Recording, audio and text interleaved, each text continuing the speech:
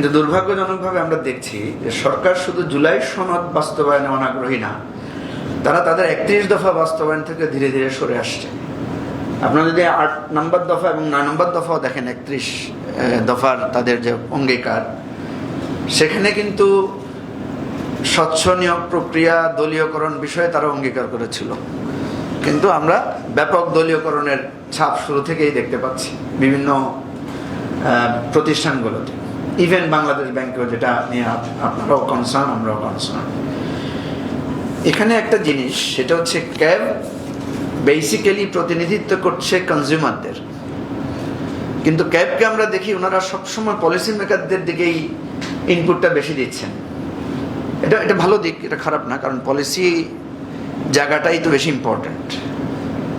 যে কথাটা প্রফেসর শামসুল আলম বারবার খেদ প্রকাশ করে বা বিষাদ থেকে উনি বলেছেন যে রাজনৈতিক দলগুলো কেন এটা আন্দোলন করছে না, বা একটা আরেকটা মাওলানা ভাসানীকে আমরা কেন দেখতে পাচ্ছি না।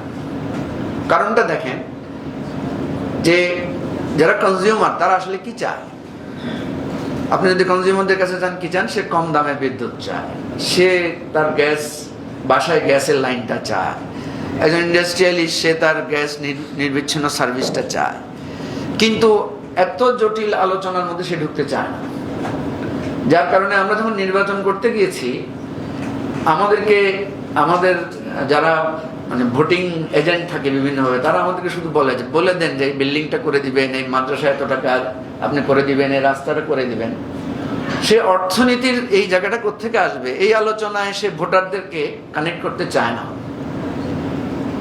সেজন্য আমার যেটা মনে হয় যে আমরা আসলে জনগণকে অন্ধকারে রেখেছি বলেই আমাদের রাষ্ট্রটা এই অবস্থায় দাঁড়িয়েছে। যার কারণে বিএনপির ফার্স্ট প্রায়োরিটি হচ্ছে আপনার ওই যে কি কার্ড, ফ্যামিলি কার্ড।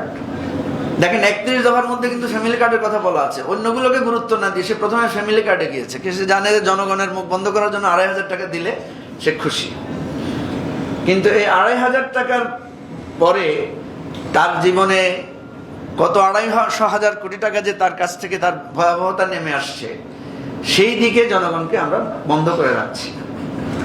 তো এই জায়গাটা থেকে আমি বলবো যে আমরা কিভাবে জনগণকে সম্পৃক্ত করতে পারি। সে ফর এক্সাম্পল, যেমন ধরেন আমাদের বিদ্যুতের চাহিদা হচ্ছে ১৭,০০০ বা ১৮,০০০ মেগাওয়াট, কিন্তু আমি ইনফ্রাস্ট্রাকচার করে রেখেছি ৩২,০০০ প্লাস, এর চাইতে বেশি। যার কারণে যে ক্যাপাসিটি চার্জ ৯১,০০০ কোটি টাকা চলে যাচ্ছে, আপনারাও এই কথাটা লিখেছেন।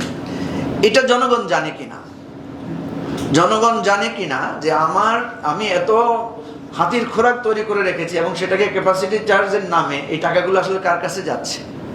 আপনারা বর্তমান পার্লামেন্টের দিকে তাকায় দেখেন, সেখানেই পাবেন তাদের উপস্থিতি। কারণ কি পরিমাণ ঋণ খেলাপিদেরকে এবারে নির্বাচন করতে দেয়া হয়েছে, এবং কি ভয়ঙ্কর ভয়ঙ্কর ঋণ খেলাপিদেরকে এবার ছাড় দেওয়া হয়েছে নির্বাচন করার জন্য। সুতরাং এটা এই পার্লামেন্ট এবং আমাদের যে গণতান্ত্রিক কাঠামো, এই গণতান্ত্রিক কাঠামো এই আপনারা যে সমস্যাগুলো হাজির করেছেন, আমি আর রিপিট করতে চাই না, যেহেতু ডিটেইল চলে এসেছে মোটামুটি সমস্যার দিকটা। প্রশ্ন হচ্ছে, আমি যেটাকে মনে করি গুরুত্বপূর্ণ, সেটা হচ্ছে জনগণকে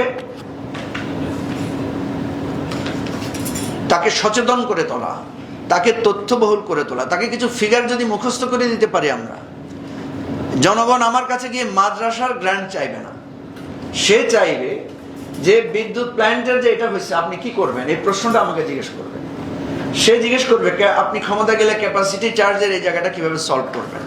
সে জিজ্ঞেস করবে, যেটা মজলিম ভাই বলেছেন, যে আমার এলএনজির এই যে বাড়ছে, একটার পর একটা প্ল্যান বাড়াচ্ছে, একটা ইনফ্রাস্ট্রাকচার ডেভেলপ করলে তো স্বাভাবিকভাবে তার ১৫-২০ বছরের তার ইনকাম, তার পয়সা যদি উঠে না আসে, সে তো চাপে পড়বেই সরকারের কাছে।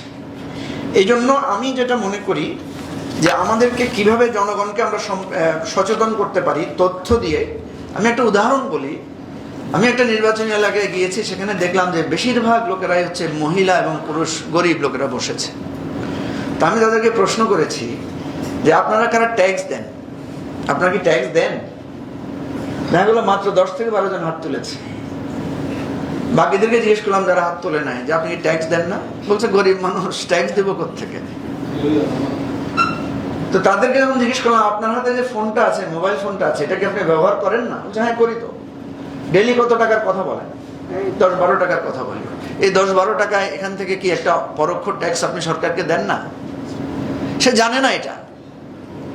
আমি যখন তাদেরকে বললাম যে আমাদের পরোক্ষ এবং প্রত্যক্ষ দুইভাবেই আমরা ট্যাক্স দিই এবং আপনারা কেউ ট্যাক্সের আওতার বাইরে না, হিসাব করে যখন একজন মহিলাকে বোঝানো হলো যে আপনি প্রতি বছর কমপক্ষে 2000 টাকা ট্যাক্স দেন, আপনি যে চাল ডাল ইত্যাদি ইত্যাদি কিনেন, আমি দেখলাম তার চেহারা চেঞ্জ হয়ে গেছে। সে নিজেকে এম্পাওয়ার্ড ফিল করছে। আমি 2000 টাকা দিয়ে সরকার, আমার টাকা দিয়ে রাস্তা হয়, আমার টাকা দিয়ে হসপিটাল তৈরি হয়, আমার টাকা দিয়ে স্কুল হয়।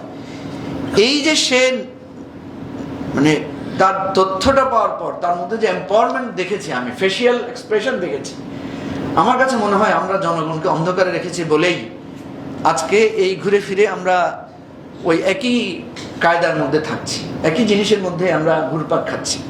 সেই জন্য আমার প্রথম দাবি থাকবে যে জনগণকে আমরা কিভাবে, মানে আমরা সবাই মিলে আসেন যে আমরা একটা হ্যান্ডশেক করি বা আমাদের মধ্যে একটা চুক্তি হোক যে আমরা জনগণকে জানাবো এবং জনগণকে আমরা সচেতন করে তুলব। তাহলে আমার কাছে মনে হয় যে শুধু সরকারি দল না, বিরোধী দলকেও আমরা জবাবদিহিতার মধ্যে আনতে পারবো। আমি আর বেশি কথা বলতে চাই না। আমরা যারা নতুন রাজনীতির কথা ভাবছি, আমরা কিন্তু বলেছি যে আমাদের রাজনীতিটা হবে পলিসি বেসড। আমাদের রাজনীতিটা মতবাদ ভিত্তিক হবে না, মতাদর্শ কেন্দ্রিক হবে না। দেখবেন পার্লামেন্টে যত আলোচনা হয় যে স্বাধীনতার ঘোষক কি জিয়াউর রহমান না বঙ্গবন্ধু শেখ মুজিবুর রহমান, এটা নিয়ে পার্লামেন্টে আলোচনা হচ্ছে। অথচ পার্লামেন্টে এটা এক সেশনের বেশি বা একদিনের বেশি আলোচনা বা 1 ঘন্টার বেশি আলোচনার বিষয় না। ঘন্টার পর ঘন্টা আলোচনা হওয়া উচিত যে আমার এই জ্বালানি নির্ভরতা বা আমার যে আপনারা যেটা বলেছেন যে বিকল্প জ্বালানি বা সৌর বিদ্যুৎ ইত্যাদি বিষয়ে আমি কি করতে পারি, কি প্রজেক্ট নিতে পারি, সেগুলো নিয়ে আলোচনা হওয়া দরকার। আমার একটা আইডিয়া যে আমরা কিছুদিন দেখবো এই পার্লামেন্ট কার্যকর হচ্ছে কিনা। যদি কার্যকর না হয়, যদি দেখি সেখানে কিছুদিন পর পর প্রেসিডেন্টের ভাষণ, কে ঘোষক, কে নিয়ে, এগুলো নিয়েই ক্যাচার হচ্ছে আর ওয়ার্কআউট হচ্ছে, তাইলে আমরা একটা ছায়া সংসদ তৈরি করতে পারি আলাদা করে। যে ছায়া সংসদের মধ্যে আমরা এই পলিসি ইস্যুগুলো নিয়ে আলোচনা করব এবং মানুষের সমস্যার সমাধানগুলো নিয়ে আলোচনা করব। হয়তো সেখানে আমরা যারা নির্বাচনে হেরে গেছি, কিন্তু আমাদের পক্ষেও তো জনগণের সমর্থন ছিল। আমরা কেউ 80,000, 1 লাখ, 1.5 লাখ ভোট পেয়েও হেরেছি। জনগণের সমর্থন, যে জনগণের প্রতিনিধিত্ব যে আমরা করছি না, বিষয়টা তো তা না। সুতরাং আমরা একটা বিকল্প ছায়া সংসদ তৈরি করতে বাধ্য হব যদি এই সংসদ সঠিকভাবে কাজ না করে, এবং সেখানের মধ্য দিয়ে আমরা আমাদের বিকল্প প্রস্তাবনাগুলো তুলে ধরবো এবং সেখান থেকে আমরা একটা আন্দোলনের সূচনা করতে পারি। সেখানে আমরা হয়তো সিভিল সোসাইটির লোকদেরকেও আমরা সাথে রাখতে পারবো এবং এটা একটা প্রক্রিয়া হবে যেখানে শুধু সরকারকেই আমরা জবাবদিহিতে আনবো না, সেখানে বিরোধী দল নিয়েও, বিরোধী দলকেও আমরা অ্যাকাউন্টেবিলিটির মধ্যে আনতে পারবো। তো সবাইকে ধন্যবাদ এরকম একটা আয়োজন করার জন্য। হয়তো আগামীকালও একই রকম একটা আয়োজন ক্যাব করেছে, সেখানে আমরা চাইবো সরকার বা পার্লামেন্টে যারা প্রতিনিধিত্ব করছেন তারাও যদি থাকেন তাহলে কিছুটা কার্যকর হবে। সবাইকে ধন্যবাদ। আসসালামু আলাইকুম।